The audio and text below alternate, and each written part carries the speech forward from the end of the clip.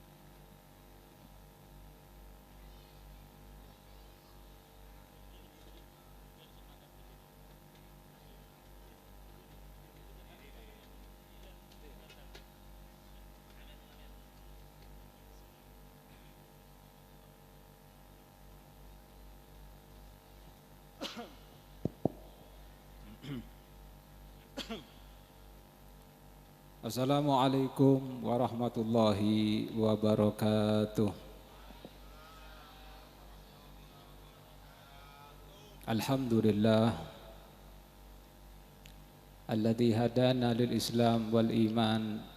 Asyhadu an la ilaha illallah wahdahu la syarikalah. Syahadatan tudkhiluna ila daril jinan. Wa asyhadu anna sayyidina Muhammadan abduhu wa rasuluh wa safiyyuhu wa khaliluh sayyidul khalaiqi sayyidul khalaiqil insi wal jan. Allahumma salli wa sallim wa barik wa syarrif wa adim ala habibikal mustafa wa nabiyyikal mujtaba sayyidina wa maulana Muhammadin wa ala alihi wa ashabihi wa man iktafa wa alaina ma'ahum wa fihim birahmatika ya azizun ya ghaffar. Subhanaka la ilma lana illa ma 'allamtana innaka antal alimul hakim. Rabbi shrah li sadri wa yassir li amri wahlul 'uqdatam min lisani yafqahu qawli amin ya rabbal alamin. Hadratal muhtaramin yang saya muliakan dan saya hormati kepada para habaib, para alim ulama, para kiai, para asatid. Masya Allah, di malam ini, di saat ini kita dihadiri banyak dari para habaib. Ada Habibuna Habib Ali bin Husin As-Segaf yang pindah atau yang hijrah dari kota Gresik ke kota Senduro, Masya Allah. Kento pada dalam putrana Habib Husin bin Ali, kento As-Segaf, termasuk ulama, termasuk ahli daripada Habib Husin, termasuk ahli daripada ayah para habaib ketiga itu. Begitu juga Al-Habib Abu Bakar di situ, bin Muhammad As-Segaf, Habib Hasan, dan beberapa daripada habaib yang lainnya. Begitu juga tak lupa akhinal kiram beliau Said Mahdi. Ini selaku sebagai pembina daripada majelis Al-Mustafa, dan juga mereka guru-guru kita bersama yang telah mengadakan daripada acara di saat ini, beliau Yai Haji Fathul Yasin, dan juga beliau Ustadz Husain, Ustadz Osman, dan semua para kiai, para alim ulama, Masya Allah, para sesepuh, bini sepuh, para guru-guru, para tokoh masyarakat, para jam'iyah, Majelis Al-Mustafa. Ini alhamdulillah, Masya Allah, dengan guyub, dengan bersama-sama laki-laki, perempuan yang hadir, tua, muda, anak, menghadiri acara semacam ini, sholawat, haul, dan semua daripada kajian yang ada dalam majelis ini. Alhamdulillah, semoga semuanya kita mendapatkan keberkahan, mendapatkan daripada minan, pemberian dari Allah Subhanahu wa Ta'ala, yang datang dengan niat baik semuanya, bermaksud baik semuanya, punya tujuan baik semuanya. Semoga dikabulkan, diijabahi sama Allah Subhanahu wa Ta'ala. Amin. Bagi mereka yang ingin meminta daripada syafaat pertolongan majelis melalui majelis, semoga diijabahi, dikabulkan sama Allah Subhanahu wa Ta'ala. Para hadirin wal hadirat yang dimuliakan oleh Allah Subhanahu wa Ta'ala, alhamdulillah, saya bersyukur, saya berterima kasih bisa ikut hadir di majelis antum sekalian dalam keadaan sehat wal afiah.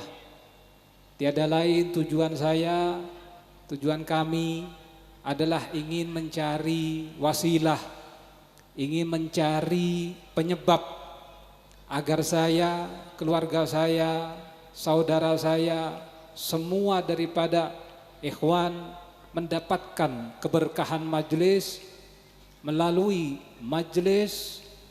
sholawat, melalui tahlil, melalui haul, melalui kumpul bersama. Allah Subhanahu wa Ta'ala menurunkan ridho kepada kita. Allah Subhanahu wa Ta'ala menurunkan daripada kecintaannya kepada kita. Amin ya Rabbal Alamin.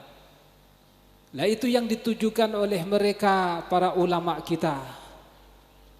Jadi inti daripada majelis adalah kita mencari sebab, sehingga ulama mengatakan tidak ada bedanya yang di atas yang di bawah. Tidak ada bedanya, Bu, Pak, sampean di sana, saya di sini, tidak ada bedanya. Semua sama membutuhkan inayah pertolongan Allah. Semua sama membutuhkan pertolongan syafaatnya Rasulullah. Tidak ada yang mulia di antara kita ini kecuali mereka orang-orang yang sudah bertakwa mendahului kita. Tidak ada yang lebih mulia di antara kita kecuali siapa orang yang hatinya ada ikatan besar kuat kepada Allah Subhanahu wa Ta'ala yang maha kuat. Dikatakan oleh ulama bahwasanya berapa banyak orang yang hadir duduknya itu nyepit, ono dek buri atau dek semak-semak, tetapi hatinya munkasir, hatinya itu hancur karena Allah Subhanahu wa Ta'ala. Hatinya itu luka karena Allah Subhanahu wa Ta'ala, merasa dirinya itu kotor, merasa dirinya itu penuh dengan dosa, merasa dirinya itu tidak pantas kepada Allah Subhanahu wa Ta'ala, malu, todus ke Allah Subhanahu wa Ta'ala. Maka di situ orang dan dia mendapatkan bagian keberkahan majelis yang paling besar.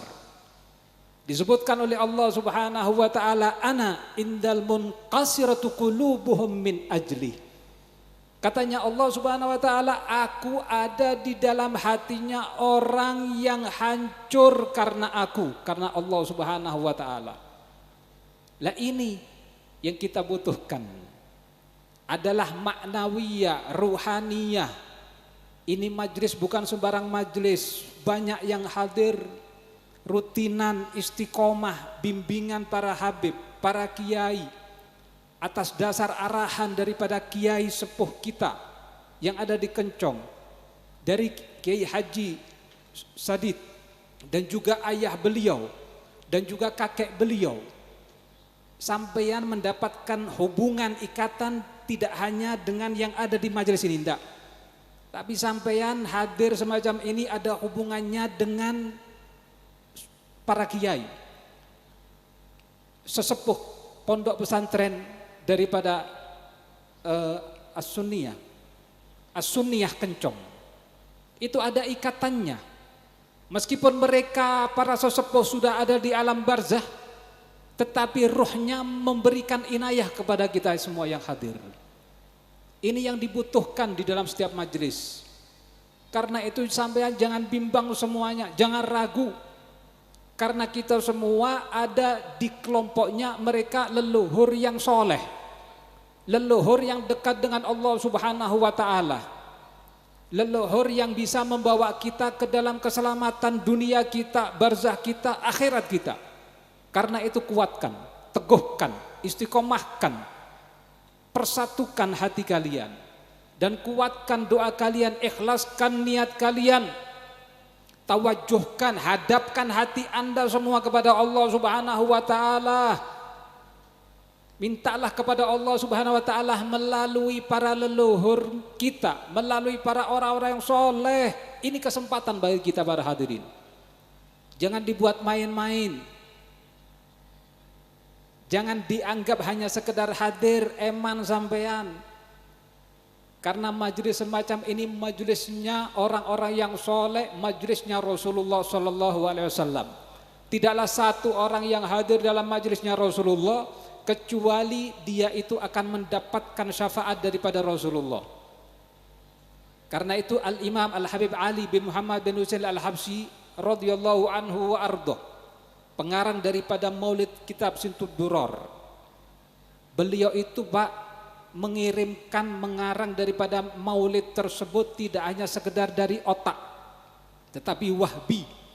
Wahbi itu langsung dari Allah Subhanahu wa ta'ala masuk ke dalam lubuk hatinya dan langsung ditulis.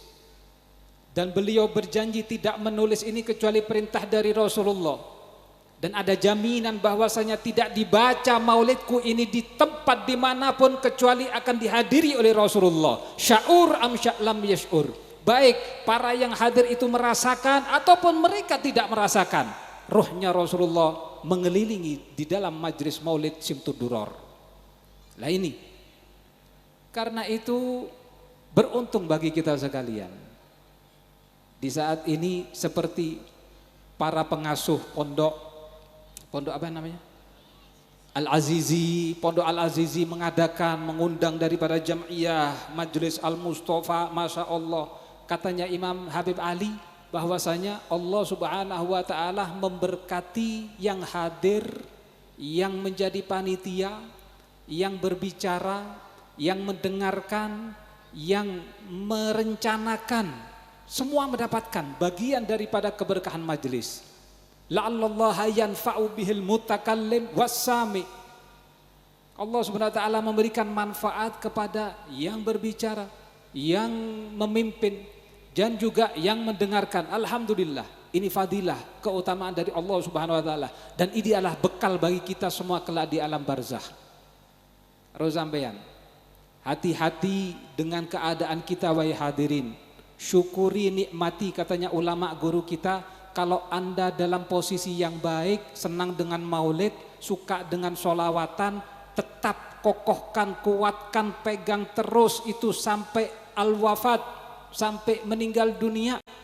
Jangan sampai keluar.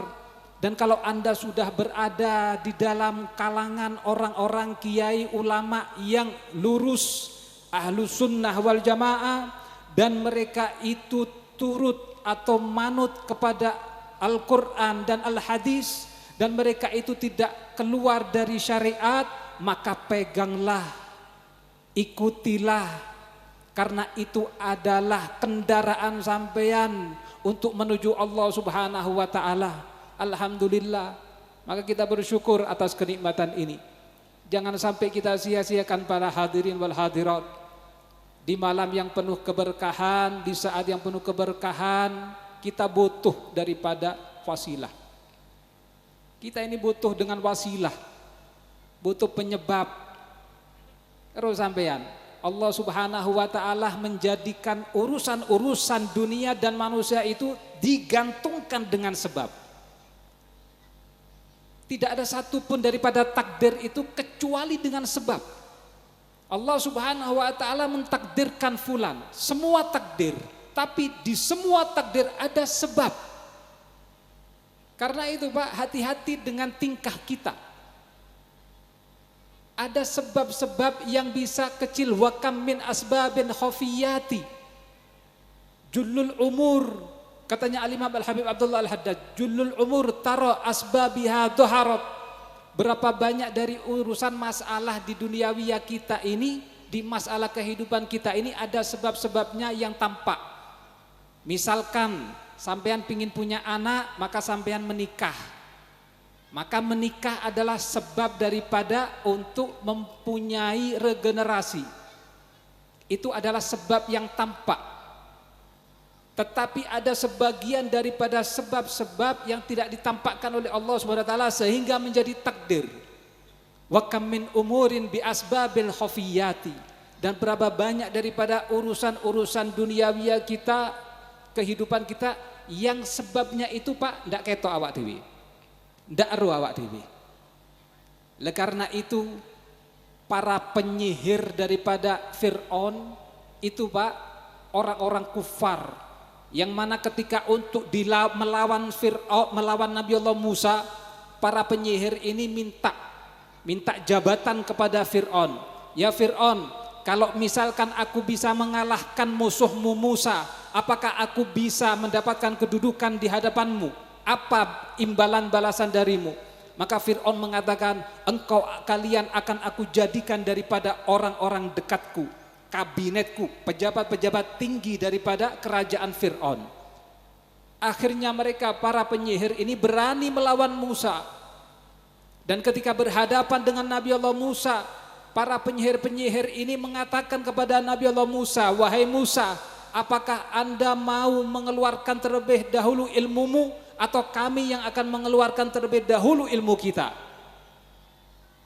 Para penyihir Fir'aun ini memberikan tawaran kepada Nabi Musa. Akhirnya sama Nabi Allah Musa dijawab, keluarkan ilmu kalian, kalian lepas terlebih dahulu ilmu kalian, setelah itu baru ilmuku. Maka dilepas ilmu penyihir-penyihir tersebut. Subhanallah, setelah ilmu daripada Nabi Allah Musa dikeluarkan dan melenyapkan semua daripada tahayul atau sihirnya mereka dari para penyihir Fir'aun, lalu para penyihir Fir'aun diberikan hidayat oleh Allah Subhanahu wa taala masuk ke dalam agamanya Nabi Allah Musa. Ini disebabkan apa? Ulama menyatakan orang kafir Pak, orang dak iman, bahkan dia punya rasa benci, melawan, ingin membunuh Nabi Allah Musa alaihissalam, tapi sebab adab, sopan, santun, tingkah yang baik, tata krama yang bagus, padahal tidak dengan niat yang baik, bukan tujuan niat yang baik dia itu berakhlak beradab kepada Nabi Musa, tetapi sama Allah dijadikan sebab menjadi hidayatnya orang kafir tersebut. Dijadikan sebab menjadi muslimnya orang kafir, para penyihir Pak, yang di dalam hatinya itu sudah rusak, punya ingin tujuan buruk kepada Nabi Musa, ingin membunuh Nabi Allah Musa. Tetapi sebab yang kecil, sebab sepele, cuman memberikan pilihan kepada Nabi Allah Musa, akhirnya dijadikan penyebab hidayat dari Allah Subhanahu wa taala. Tidak hanya itu Pak, dikatakan oleh ulama para penyihir Fir'aun ini mendapatkan hidayat menjadi Islam, Muslim, mukmin, masuk Islam, itu diancam sama Fir'aun. Kalian wahai para penyihir, kalau kalian ini tidak kembali kepada agamaku, dan tetap mengikuti agamanya Musa, maka kalian akan aku bunuh semuanya. Maka mereka para penyihir Fir'aun ini tetap kuat Pak, dikokohkan sama Allah Subhanahu wa taala. Mereka semua para penyihir menjawab kepada Raja Fir'aun, menjawab, faqdima anta qadi, lakukan wahai Fir'aun, terserah mau anda apakan kami tetap kuat ikut bersama Tuhannya Nabi Musa alaihissalam. Tidak peduli dengan kekuatan Fir'aun. Ini Pak, jadi gara-gara sepele, adab yang sedikit, adab yang kecil, tingkah yang bagus tapi sedikit, meskipun sedikit, menjadi sebab akhirnya dia diberikan hidayat dan iman yang kuat setinggi iman para aulia, setinggi imannya wali Pak. Kait melbu Islam Muslim mukmin langsung duwe imane wali. Terus sampean. Apa penyebabnya? Akhlak yang baik, adab yang baik, walaupun sedikit, walaupun kecil. Karena itu jangan sampai diremehkan sama sekali. Rasulullah SAW terus sampean Pak, ketika beliau menghutang kepada orang Yahudi 1 karung kurma. Utang Kanjeng Nabi Muhammad 1 karung kurma. Kemudian perjanjian nanti 1 bulan lagi akan dibayar. Tetapi si orang Yahudi ini Pak menagih hutang satu sak kurma tadi itu bukan pada waktu perjanjiannya. Sebelum tempo dia sudah mendatangi Rasulullah. Di hadapan Rasulullah ada Sayyidina Umar bin Khattab. Lalu orang Yahudi ini datang kepada Rasulullah dan Rasulullah langsung dicekik Pak. Bajunya ini langsung dicekik, digreget sama beliau ini, sama dia orang Yahudi ini. Dicekel Pak. Sampai kena daripada dahi Rasulullah atau leher Rasulullah. Diangkat seperti orang ingin memukul. Itu masih dicaci maki. Engkau ini keluarga Bani Muthalib yang mana selalu suka menunda-nunda bayar hutang.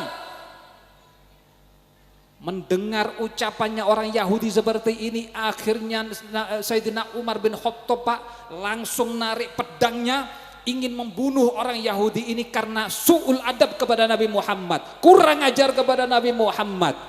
Diangkat itu Pak pedang Pak, sehingga orang Yahudi ini ketika melihat Sayyidina Umar mengangkat pedangnya atau mengambil, belum sampai habis itu pedang itu, orang Yahudi ini langsung gemetar gara-gara Sayyidina Umar sudah membuka pedangnya. Akhirnya apa Pak? Kata Rasulullah, wahai Umar, jangan engkau lakukan itu. Kami lebih butuh satu hal yang lebih penting daripada engkau buka pedangmu itu. Engkau wahai Umar harus memberikan pendidikan kepada kami bagaimana cara orang yang berhutang itu membayar dengan baik, dan bagaimana cara orang yang memberi hutang itu menagih dengan yang baik. Masya Allah. Akhirnya Sayyidina Umar ini Pak disuruh sama Rasulullah, wahai Umar, sekarang ambilkan 2 sak kurma di dalam, bawa kemari. Diambil 2 sak kurma tersebut, dibawa ke hadapan Rasulullah dan diberikan 2 sak kurma kepada orang Yahudi ini. Akhirnya Sayyidina Umar bertanya kepada Rasulullah, ya Rasulullah, kenapa engkau beri 2 sedangkan utangmu itu 1 sak saja kepada dia? Maka Rasulullah mengatakan, wahai Umar, 1 sak kurma ini yang pertama adalah utangku kepada dia. Tapi yang 1 sak ini bonus untuk orang Yahudi ini karena dia telah gemetar sebab engkau telah membuka pedangmu. Subhanallah. Duduk bungai. Rasulullah duduk rentenir. Nambahi sak-sak itu gara-gara apa? Membetulkan hati orang Yahudi ini, gara-gara orang Yahudi ini Pak nage iku gemeter Wedi gara-gara delok Umar, Sayyidina Umar bin Khattab buka pedangi, kaget gemeter. Rasulullah ndak kepingin elek, ndak mau ada umatnya itu tersakiti. Gemeter iku dibales ambek satu sak kurma. Terus sampean. Lha iki lho carane Rasulullah bayar utang. Seperti itu. Akhirnya orang Yahudi ini dengan akhlaknya Rasulullah, dengan adabnya Rasulullah yang seperti itu luhurnya, akhirnya dia masuk Islam seketika itu. Dan beliau ini, dia ini mengatakan kepada Rasulullah, ya Rasulullah, engkau memang benar-benar Nabi Allah, engkau memang benar-benar utusan Allah. Famdud yadaka, maka keluarkan tanganmu, ulurkan tanganmu wahai Rasulullah, aku masuk Islam. Asyhadu an la ilaha illallah wa annaka Rasulullah. Langsung masuk Islam, Bu. Barokah akhlak yang baik, barokah budi pekerti yang baik. Lah seperti ini. Nah, orang yang punya hutang, orang yang menghutangi punya adab semuanya. Lah kalau adab-adabnya ini Pak semua diterapkan di Indonesia atau di rakyat kita atau di warga kita atau di keluarga kita, Masya Allah, tentram, aman, sejahtera, abadi sampean, makmur santosa. Jadi orang muslim, orang mukmin kalau ingin bahagia itu enggak repot Pak Bu, ojo repot. Orang mukmin itu enggak pernah punya masalah sebetulnya. Enggak bisa Pak. Ketika Allah sudah mengatakan fa inna ma'al usri yusron, inna ma'al usri yusron. Terus sampean. Allah mengatakan bahwasanya di setiap satu kesusahan itu ono dua kemudahan. Sehingga Nabi Muhammad mengatakan tidak akan kesusahan itu mengalahkan dua kemudahan. Jadi lek sampean ono kesusahan siji, maka pasti akan diakhiri dengan kemudahan. Mau tidak mau, ridho tidak ridho, merasa atau tidak merasa, pasti Bu. Pasti ono kemudahan. Jadi sampai ojo kuatir bisa. Wis ono jaminan, sing jamin iki duduk manusia. Yang menjamin ini Allah Subhanahu wa taala, fa inna ma'al usri yusron, inna ma'al usri yusron. Sehingga orang mukmin itu tidak perlu bingung. Apa yang dibingungkan? Mau bahagia, mau sejahtera, mau nikmat. Sampean kepingin bahagia, ambek bojone, ambek anake, ambek murite, ambek gurune, ambek tonggoe, ambek saudarae. Ndak ada kesusahan sama sekali. Kunci hanya satu. Kuncinya hanya satu. Kuncinya hanya satu. Sampean kenali Kanjeng Nabi Muhammad, melo tata carane Nabi Muhammad. Wes. Cuman satu. Ini didawuhkan sama Allah Subhanahu wa taala, man amila solihan min dzakarin au untha wa huwa mu'minun falanuhyiyannahu hayatan thayyibatan. Sampean lek berbuat api, sampean berbuat sing api, amalan sing api, wedok, lanang, orang mukmin. Sampean nurut nang Gusti Kanjeng Nabi Muhammad, ikut daripada ajaran Nabi Muhammad, ikut daripada sunnah Nabi Muhammad, akhlak Nabi Muhammad, falainuhyiyannahu hayatan thayyibatan, maka akan kami berikan kehidupan yang thayyibah, kehidupan yang nyaman, kehidupan yang enak, kehidupan yang sejahtera. Walanajziyannahum ajruhum bi ahsani ma kanu ya'malun, dan akan kami balas pahala ganjaran ibadah sampeyan tadi itu dengan balasan yang lebih baik, dengan balasan yang lebih bagus. Itu Pak. Tidak perlu bingung sampean cari ke sana kemari solusi, tidak perlu curhat nang kene kono sampean. Pemaneng wedok-wedok, wong wedok-wedok iku tidak perlu curhat nang wong lanang. Pemaneng wong lanang duduk muhrime. Tidak perlu curhat-curhatan. Terus sampean. Kenapa? Karena sudah ada solusi dari Allah Subhanahu wa taala. Cukup itu.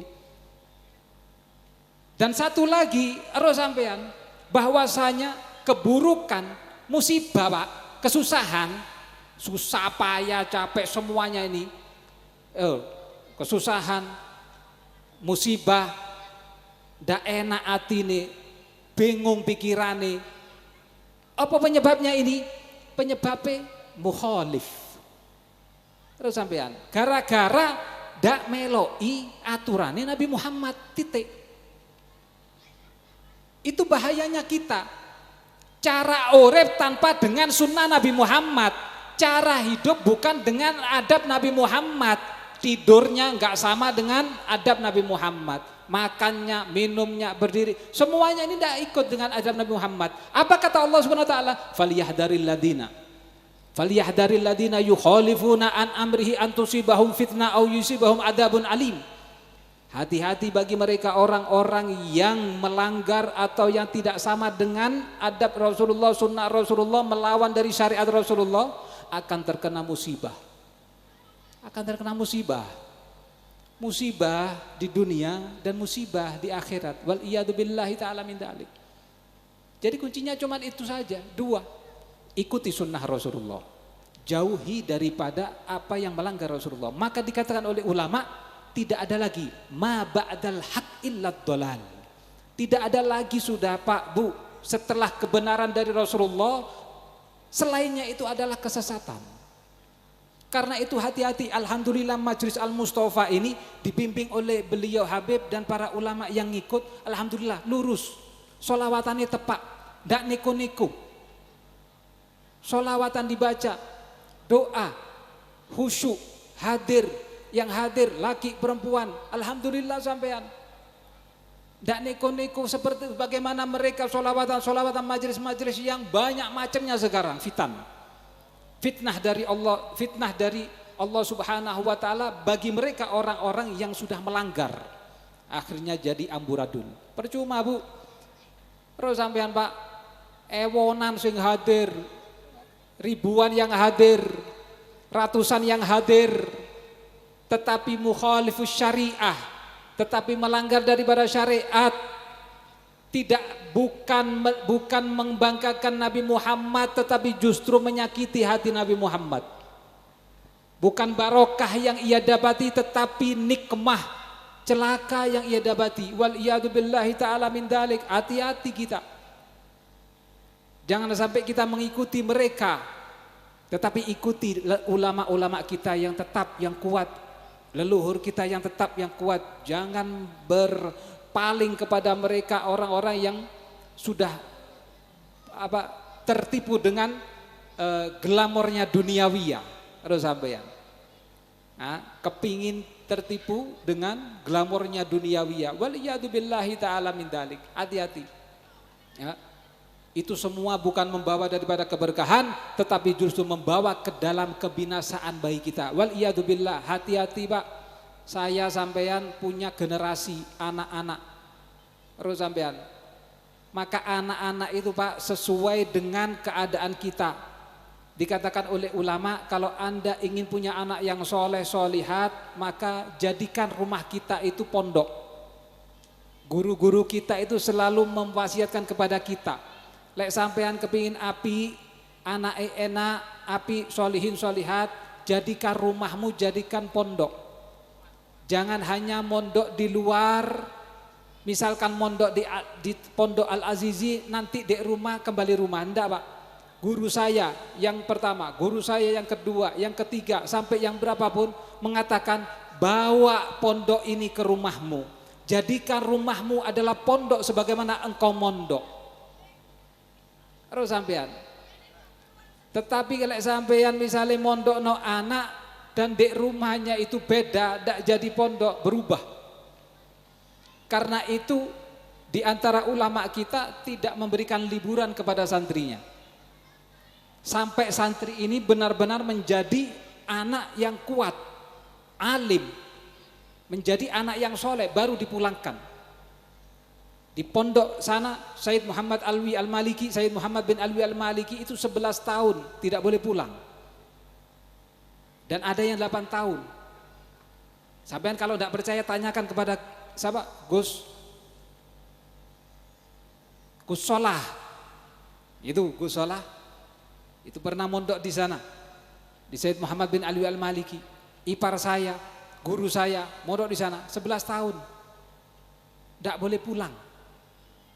Kenapa? Karena takut perubahan di rumahnya. Ayo wis saiki wis anak-anak ya awak dhewe iki wis. Lek wis mulai ndek omah, apa sing digedulinan? HP. Tulinan HP tok. Saingan ambek emake, saingan ambek bapake. Terus sampean, wifi pasti harus ono ndek omahe, ndak ono nangis. Terus sampean. Lah ini berubah. Akhirnya rumah kita ini menjadi rumah yang merubah ajaran-ajaran pondok. Bukan malah rumahnya menjadi pondok, tetapi pondoknya menjadi rumah. Sampai akhirnya pondok-pondok ikut pondok, gelem mondok, anake ngerayu, "Yo Mak, yo Bu, yo Pak, aku gelem mondok, tapi cekelono HP. Tukokno HP." Dan lain sebagainya. Lah ini keadaan kita yang sekarang yang ada seperti ini. Maka dikatakan oleh guru kita, hati-hati dengan hal-hal tersebut, hati-hati dengan fitnah zaman. Kalau Anda ingin kebahagiaan maka jaga, terutama kita akan masuk bulan Ramadan. Katanya guru kita bahwasanya kalau sudah masuk bulan Ramadan, jadikan bulan Ramadan di dalam rumah kalian, di dalam rumah kita penuh dengan ibadah, penuh dengan cahaya Quran, penuh dengan cahaya zikir, penuh dengan cahaya puasa. Ini di bulan Ramadan, jadikan rumah kita ini tempat kiblatnya anak-anak, ajari mereka tersebut, anak-anak ini supaya bisa mengetahui syariat yang baik. Loh, sampean tidak pernah tahu keadaan atau adat rumah tangga di Yaman? Belum tahu kan? Rumah tangga di Yaman itu Pak, Bu, terus sampean, nikmat, tidak ada suaranya wanita jerit. Terus sampean, ndak ono suarane arek cilik jerit. Hah? Ora Bu. Iki rumah tangga Bu. Tak ceritani sampean. Rumah tanggae di Yaman itu, di keluarga oma-oma ngene iki, ndak ono suarane wong wedok. Sampai kerungu nang luar oma, itu ndak ada. Haram. Bu. Iki di Yaman. Hah? Tutu di Senduro. Ini di Yaman. Itu tidak ada suara. Mari ngono Bu, wedok-wedok ibu, lek misale entek susue anak, terus sampean, ndak langsung jaluk nang bojone, "Mas tukokno Mas." Ndak. Kotake susu didekek ndek meja. Nah, paham sing bapak atau sing bojone sing lanang ini bahwasanya susune anak entek. Ndak tek omong. Lek ono kesalahan bojone sing lanang, iku sing wedok nulis surat didekek ini sore bantale sing lanang. Terus sampean. Lho, ndak ono suarane wong wedok niku no. Blas. Kemudian anak-anak remaja, arek-arek sing perawan, ndak oleh kumpul ambek wong wedok sing wis kawin. Ndak oleh. Ndak boleh masuk kamar kakake sing kakake wis nikah, ndak boleh. Sudah beda fasenya. Sudah beda generasinya. Ndak oleh nongkrong bareng ambek sing di atas umur atau sudah menikah. Jadi kalau mau nongkrong yang menikah ya wis sak grup sing menikah kabeh. Kalau mau nongkrong yang perawan ya nongkrong sing perawan tok. Ndak oleh dileboni ambek sing wis nikah, ndak boleh. Sehingga apa? Pembahasannya anak-anak atau wanita yang sudah menikah beda. Pembahasan anak-anak yang masih perawan beda. Loh, dibedakno oleh awak dhewe kan ndak. Yo sing bengesan, yo sing tuwek, yo sing nom, yo sing cilik nongkrong dadi siji. Tapi kalau di sana ndak. Nah itu. Anak gadis-gadis yang masih belum menikah tidak boleh paesan, ojo glowing-glowingan di Yaman. Terus sampean, lek kene sampean glowing. Tapi kalau di Yaman ndak ono glowing-glowingan. Sehingga kita ada di sana 3 sampai setengah tahun, berapa 3,5 tahun di sana tidak pernah melihat daripada wanita, tak delok wedok. Sampean. Dijaga ketat adat istiadat semasa zaman Rasulullah yang masih tetap murni ada di dunia di Yaman, di Tarim, di Hadramut. Selain itu enggak ada sampean. Keluar dari Tarim atau keluar dari Hadramut ini sudah beda adatnya. Sampai ke ibu kota Son'a, ibu kota Yaman di Son'a sudah beda. Di kota-kota lain selain daripada provinsi Hadramut sudah beda. Tapi adat istiadat muslim sezaman sahabat Rasulullah yang murni, yang hakiki hanya ada di Tarim, di Hadramut. Hanya di situ. Nah, karena itu Terus sampean kan sekarang berapa berkah daripada keberkahan Tarim Hadramut yang menyebar luas ke Indonesia, ke seantero dunia. Nah, ini barokahnya. Dan seperti itu. Lah kalau mau mengadakan acara pernikahan perempuan beda. Gawe dhewe dek kono dek omahe. Laki-laki dek kene dek luar. Tidak ada perkumpulan antara laki dengan perempuan, beda jauh. Terus sampean. Kemudian mereka kalau mau menikahkan anaknya, putrinya ataupun putranya itu masih umur belasan tahun. Terus sampean. Nah, umure iku sekitar masuk wisan, mulai ada condong sing lanang iku nang wedok, mulai ada condong yang perempuan itu ke lelaki, iku langsung dikawinno. Langsung dikawinkan. Kenapa? Sehingga anak-anaknya ini, putra-putrinya itu ndak sampai kecolongan hati cinta haram nang lainnya. Sehingga cinta pertama bagi anak-anak putra-putrinya itu langsung halal. Loh, paham sampean? Beda kan? Beda. Lek awak dhewe cinta ambek bojo iku sing wis ke-6. Wis mari ngalami cinta ping 3, ping 4, ping 5 pacaran ndak dadi, akhir-akhir pacaran sing nomor 6 dadi. Lah iki. Itu kalau kita. Tetapi kalau mereka ndak seperti itu. Baru pertama kali cintanya kepada istri, sehingga maslahat dan nikmat. Lah ini diberikan kenyamanan sama Allah SWT. Adakah kekurangan di antara mereka? Tidak ada kekurangan sama sekali. Makmur negara mereka, makmur, sejahtera, aman, sentosa, sehingga nggak ada istilah daripada kriminal, tidak ada. Nggak ada kriminal. Kalau misalkan sampean mendengar di medsos atau di internet tadi itu, di sosial media, bahwasanya Yaman dikempur dan sebagainya, itu jauh. Itu jarak antara Lumajang dengan Jakarta. Itu di daerah ibu kota, bahkan di luar daripada perbatasan Yaman. Bukan di Hadramut. Hadramut itu provinsi. Bukan di Hadramutnya itu, bukan di Tarimnya. Kalau Hadramut, Tarim, Mahmiyah, tidak ada satupun daripada ledakan, tidak ada satupun daripada kriminal di situ.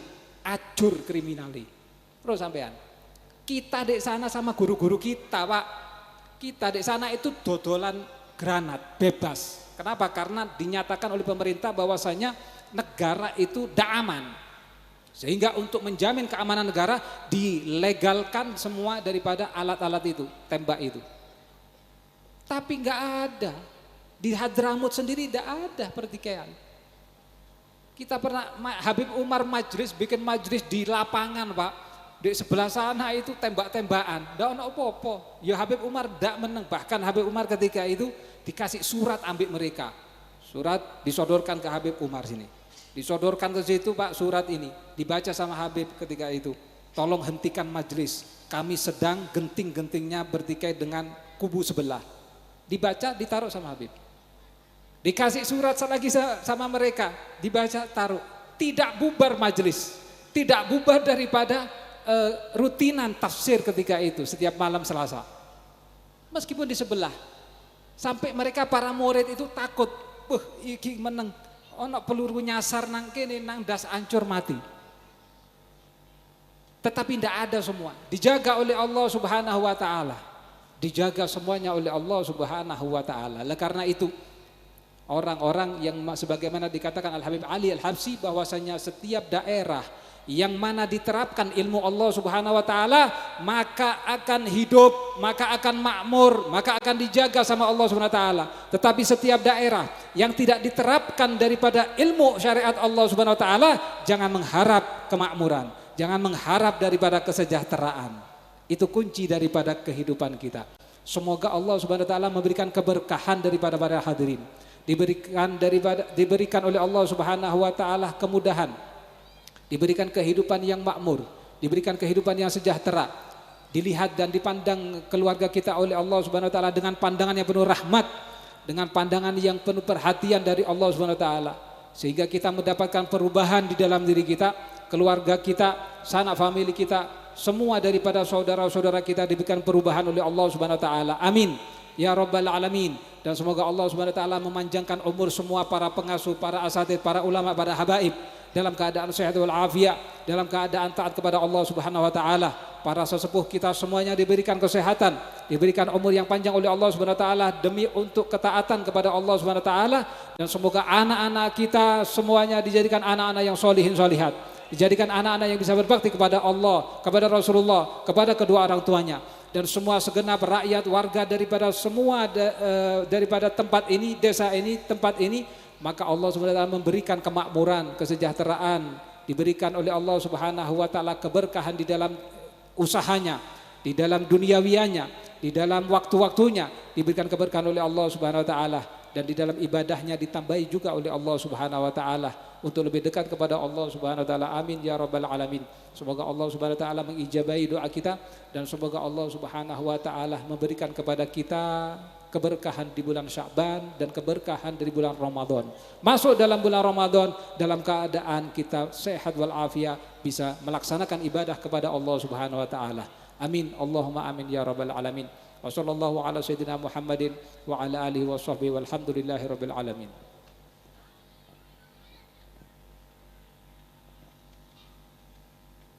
Acara terakhir yaitu penutup doa yang akan disampaikan oleh beliau Kiai Haji Harun. Kepada beliau dipersilahkan.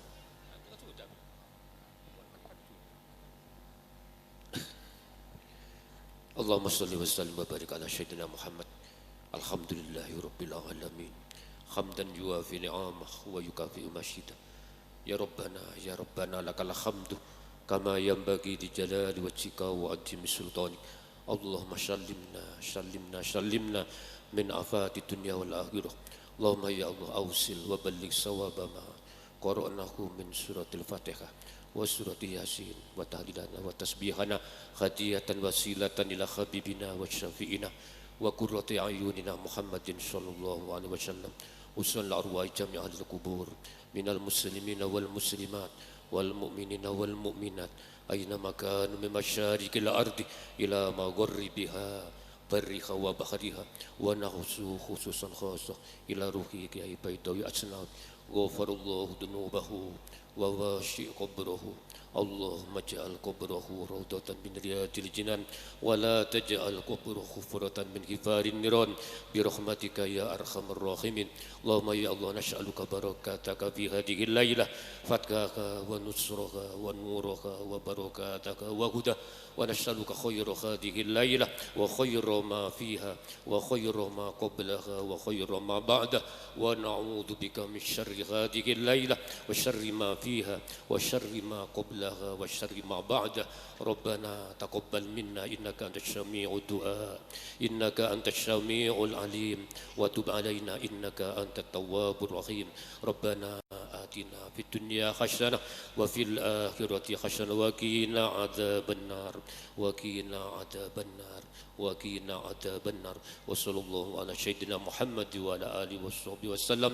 سبحان ربك رب العزة عما يصفون وسلام على المرسلين والحمد لله رب العالمين بأسرار الفاتحة.